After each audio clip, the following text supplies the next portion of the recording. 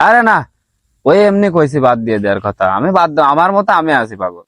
আমি তুমি ঠিক থাকলে সব ঠিক। কথা না একটু গোপন কাপানে কবানে ব্যাপার না। বেশি ঘন ঘন গেলি তো মনে করো যে আবার ডিস্টার্ব। আরে তুই কার সাথে কথা করছিস? তুই কথা কওয়ার শুধু নেই, তুই আমার গায়ে বিড়ি ছাই মারছিস, তাও তুই টের পাচ্ছিস নি? আরে আরে দোস্ত, কথা কইয়া যদি মনে কর যে তোর টাকা ইনকাম হয়ে যায় হ্যাঁ। রোজ গরমে কাজ না করে, তাহলে এটা ভালো না দোস্ত? খাইয়াছো তুমি জান? ও, তোমার বাচ্চাটুক ভালো আছে, ছেলেটুক? যাক, আমি খাইছি জান, সমস্যা নেই।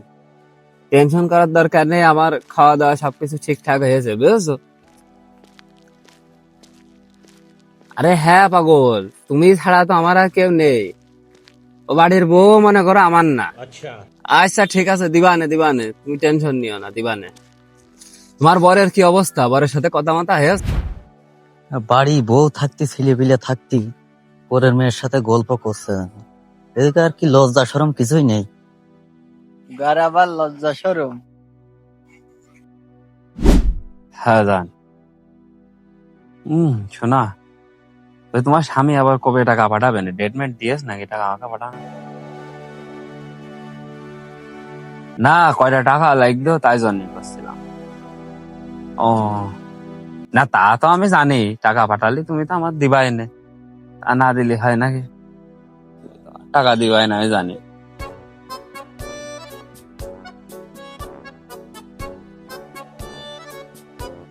কি অবস্থা দোস্ত, তোর তো ভাববো সব চেঞ্জ হয়ে গেছে। কি অবস্থা? দোস্ত তোর কি অবস্থা? বয় এই এনে যে, বয়। ভালোই চলছে দিনকাল। হ্যাঁ, ওই দোস্ত আছে। আচ্ছা, হ্যাঁ দেখিলাম তোমার ওই দিনকে একটুখানি। না বা যাবান, তোমাদের ওইদিকে সমস্যা নেই, সময় সুযোগ করে যাবান। বেশি ঘন ঘন গেলি তো মনে করো যে আবার ডিস্টার্ব, লোকে দেখা যাচ্ছে। আরে তুই কার সাথে কথা করছিস? তুই কথা কওয়ার শুধু নেই, তুই আমার গায়ে বিড়ি ছাই মারছিস, তাও তুই টের পাচ্ছিস নি? আরে আরে দোস্ত, হাই দে দিস তোর গায়ে। হ্যাঁ। একটু শুনে রাখো তো দোস্ত, এসে একটু কথা খেয়ে নি রাখো। আর দোস্ত কইস নে, মাল একখান মনে করছে পটাইছি, হ্যাঁ। স্বামী বিদেশ। আচ্ছা। আর ওই মালে স্বামী দিয়েছে টাকা পয়সা পাঠায়। হ্যাঁ। এ মনে করছে প্রত্যেক মাসে অর্ধেক আমার পকেটে আসে। আচ্ছা। আমার মনে করছে আগের মতো কাজ কামও করা লাগতেছে না, রোদে পুড়িয়ে বৃষ্টিতে ভিজে হ্যাঁ। রিল্যাক্স, শুধু একটু কথা মতো পেয়ে বেড়ায়। হুম। মধ্যে মাঝে একটু দেখা মাখা করে, ব্যাস এতেই খুশি। এতে মনে করেন প্রত্যেক মাসে 15,000 20,000 করে টাকা দেয়। এখন তুই কর যে এইভাবে, মানে একটু কথা কইয়ে যদি মনে কর যে তোর টাকা ইনকাম হয়ে যায় হ্যাঁ। রোজ গরমে কাজ না করে, তাহলে এটা ভালো না দোস্ত? আসলে কপাল তুগারে, তোরা এইসব জিনিস পাস করে আমাকে কপাল এটা বলে তো এইসব তো জোটে না। আমরা কি করব? হ্যাঁ জান, না কোনো সমস্যা নেই, সব ঠিকই আছে। কিন্তু একটা কথা ভাইবে মনে করো, দেহর মধ্যে ফাইটে যাচ্ছে। বাড়িতে আমার ওনাকে বিদেশ পাঠাই দেবে জোর মোর করে, আমি না যাচ্ছালো জোর করে পাঠিয়ে দেবে বিদেশ। বিদেশ চলে গেলি তুমি কি আমার সাথে কথা মতা কবা না জান?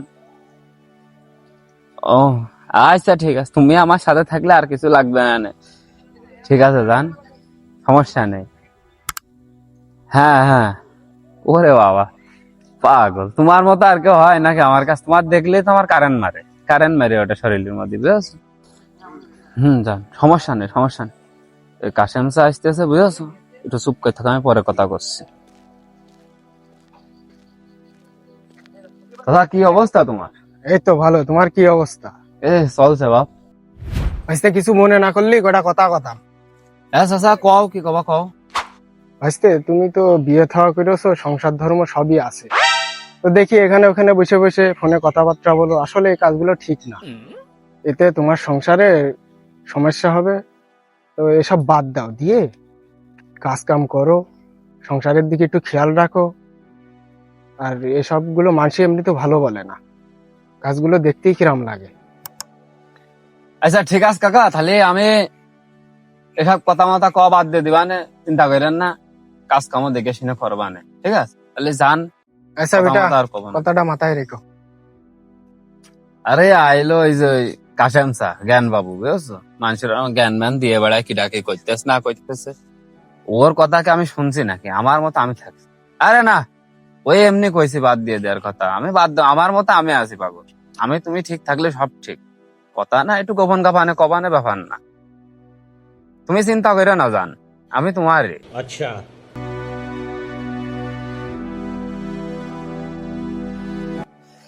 জান তাহলে একটু পরে কথা করছি, এগার সাথে একটু দেখা হলে এগার সাথে একটু কথা কেনি, ও বন্ধুরা রয়েছে কেন। আচ্ছা যাক, ভালো হয়েছে, তোরা তো সব এক জায়গায় রয়েছিস রে, আমি তুগারই মনে মনে খুঁজছিলাম। কি হয়েছে নাকি দোস্ত? ঘটনা হচ্ছে, আমি তো কালকে মনে কর যে বিদেশ চলে যাবা নে, বুঝেছিস? তোকার সাথে আর দেখা মাখা হবে না নে, তা সবাই ভালো থাকছে না নাকি? হ্যাঁ ঠিক আছে। তা ভালো থাক। যাতে চাইলাম না বিদেশ, বুঝেছিস, তাই বাড়িতে জোর করে পাঠিয়ে দিচ্ছে। যাই হোক, আচ্ছা ঠিক আছে, আমার মনে হয় আর দেখা হবে না, না চলে যাবা না কালকে। হ্যাঁ, সবাই ভালো থাক। আচ্ছা, আল্লাহ বাসে রাখলে আবার দেখা হবে।